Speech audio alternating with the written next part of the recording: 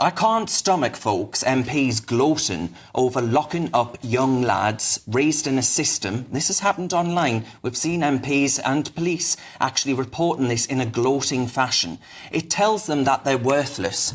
During the Black Lives Matter riots, the left justified thuggery to highlight injustice. I disagreed with that then, and I do now. But where are those voices today? The working class is ignored, lied to and left struggling. These lads snap and, well, would just throw away the key. I think it's a disgrace. Would it have killed a Labour government minister, purportedly the party of Labour, the working class, to acknowledge the reason for the rage? Instead, we throw them in the slammer and move on. And we do after every atrocity committed on our soil. We just move on. It's too uncomfortable for the established media, MPs and two-tier police forces to discuss. Who'll fight for this country if, God forbid, we ever went to war? Do you think it would be the neglected young lads or the woke brigade cheering on calls for violence in a sea of Palestinian flags? I know who my bet's on. Well, who do I start with here? Eunice, what do you think? Well, I think you hit the nail on the head because... We'll end the show there. Because I said the exact same thing when the BLM riots were going on, and there were people, vandalizing statues, and they were, looting shops, and they were setting buildings on fire. And I remember I made a post about it on my social media, and at the time I was in uni, and basically my uni sent me an email saying, we've heard you put racist posts on your story. And I was thinking, what was racist about it? I'm all for protest. Okay, if you want to protest racial injustice, all power to you. But you can't be vandalizing statues of Churchill, and you can't be looting shops, and you can't be setting buildings on fire. And it was ironic because the protests were going on here, and the police here don't really have any guns. And you can say there was some racial injustice in this country, but mostly it was in America. And as you said, there is a two-tier policing and there is a two-tier mainstream narrative where when a minority protests, there's rights and they can do anything. They can literally get away with murder. But if a patriotic person fights for their country, all of a sudden they're racist. And I just don't buy that at all. Benjamin, do you buy that? There is no justification, no political argument that can explain the behaviour that has happened in the last week and a half. Many of these people were not sat at home mulling over immigration and then went out to do this. I was reading today one person was convicted having stolen £4,000 worth of vapes, which is enough to keep you going for days. Many of these were just thugs trying to loot on the back of it.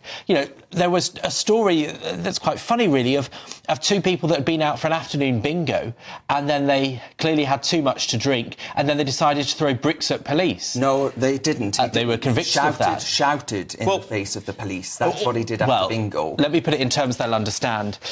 Police at the door, 44. I think that's how you explain it to them. But do you know what? Not you, but people that have rioted in the last week and a half have done more to shut down questions and debates about immigration than anybody on the left like me could ever do, because now people see the thuggery and they associate it with the race. So is there no part of you then that looks at what's happening and thinks, oh my goodness, we haven't listened to anybody, because every single politician in this country who's elected today, who's been in there more than one parliament, I think has totally ignored and taken for granted the voters. 2010, obviously that was a Conservative government. We voted for the tens of thousands immigration. 2015, 2017, 2019, 2024. Keir Starmer said he'd stop the boats. Well, that doesn't seem to be going very well. It's at record levels so far. So all of these things we are just consistently ignored by an arrogant political class. You think throwing a brick through the window of grace is the answer? But I'm saying that people on your side of politics made that argument during Black Lives Matter. Only 8% of people think there's any justification for these. Well, it's funny you should say that, Benjamin. It's funny you should say that. It's funny you should say that. Do you disagree with Rachel Reeves then? Do you disagree with Rachel Reeves? Because she came out and said, well, I'm surprised you didn't know that. In 2016, she came out and said if we don't do something about immigration now, there will be rioting and violence on the streets. You disagree with her, do you? You said there was no political statement that could justify it. Do you disagree with her? If you think that justifying... Answer the question. Do you disagree with her? I know you're an arrogant swine online, but I think you might not like being checkmated, but you disagree with Rachel Reeves then. That's good to know. So look, let's get to the reality of the issue here. No one wants violence on the streets, Benjamin. Nobody wants violence. But what's happened is, for 14 years, people in this country have not had their voices heard. They have elected Conservative governments in 4 elections and had 1 historic referendum, in which time the people were promised they'd have lower immigration time and time again. And what's happened? It's just gone up. And people like Keir Starmer and people on the left continue to ignore those people at their own peril. And Claire, put yourself in the position of these young lads, right?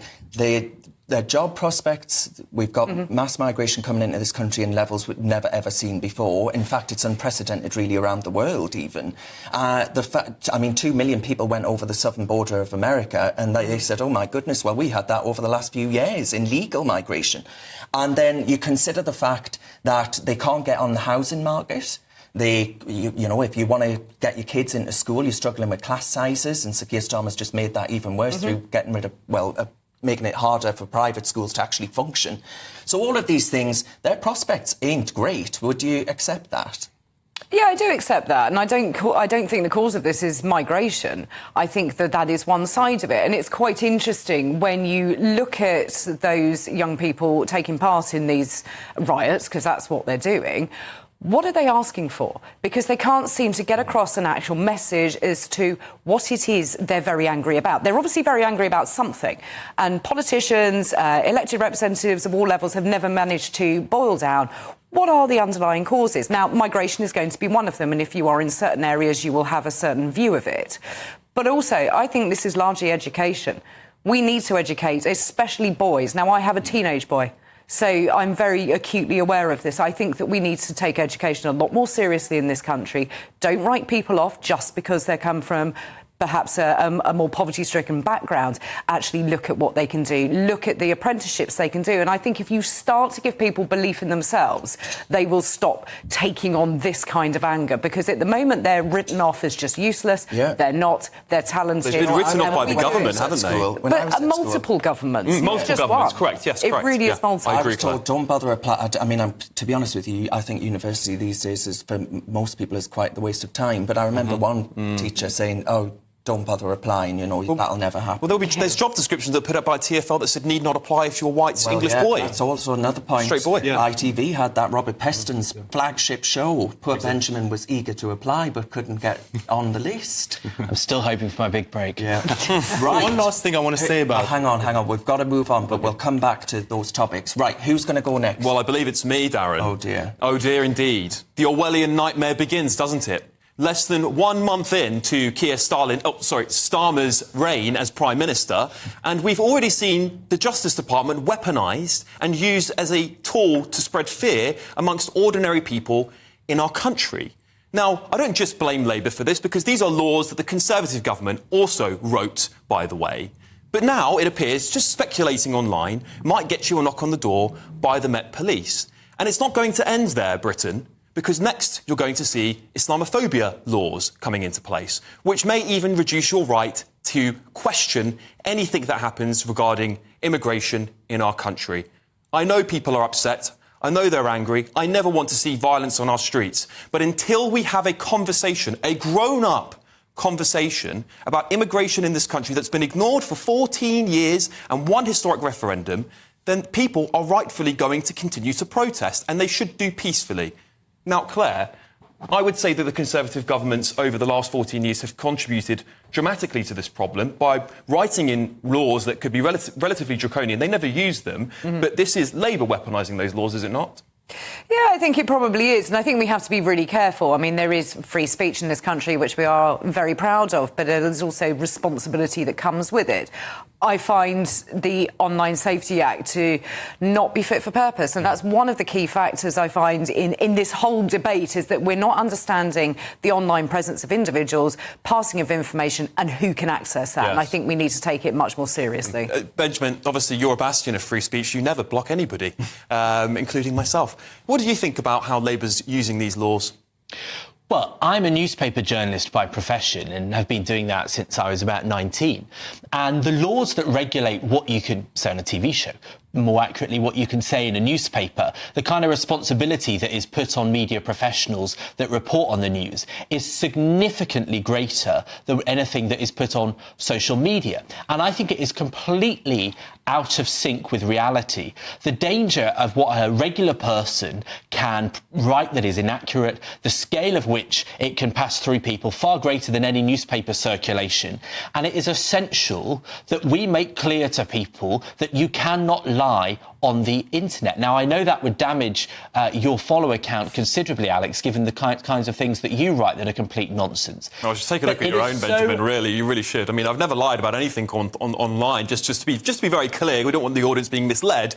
But I would say, yes, you're right. Journalists should be held to account because they're seen as a source of truth and newsworthiness, and therefore people should look at what journalists are saying and take the information from that. I don't think you can hold accountable a person on Twitter the same way you should hold a journalist accountable. It's the same way that you wouldn't hold me making a policy statement out of my back garden, the same way you would hold Keir Starmer accountable. We're all in those professions for a reason. But do you not think that the recent case we just saw the other day, where a judge came out and said, just observing the riots might get you banged up, do you think that's fair? Well, I think what they said was videoing it and sharing it online. Now, the reason they were saying that is nothing new, because if you are doing that to incite other people to riot, well, inciting violence, inciting a riot has been a criminal offence for about 40 years. Well, we've never seen this weaponised before. No, that's not correct. If you are neutrally observing what's going on, I think people can figure out whether you're trying to promote it as an exciting thing to join in. And that should be dangerous because, you know, all those businesses that are ruined, all those police officers that have been attacked, they don't deserve that. And if you're going out there and filming it in order to encourage other people to do that, yes, that should be a criminal offence. Yeah, but who says what is true and what is not true? Because during COVID, for example, people's accounts were getting banned for saying, oh, well, the COVID, virus came out of a lab, and that happened to my post. And, inciting violence doesn't mean reposting a video of a riot. You're just spreading information. You're not saying, oh, go out and riot or go out and loot. But when we have a mainstream media that is saying, oh, it's all the far right, it's none of the Islamists, it's none of the people of colour rioting, and they try to blame it all on the far right, falsely.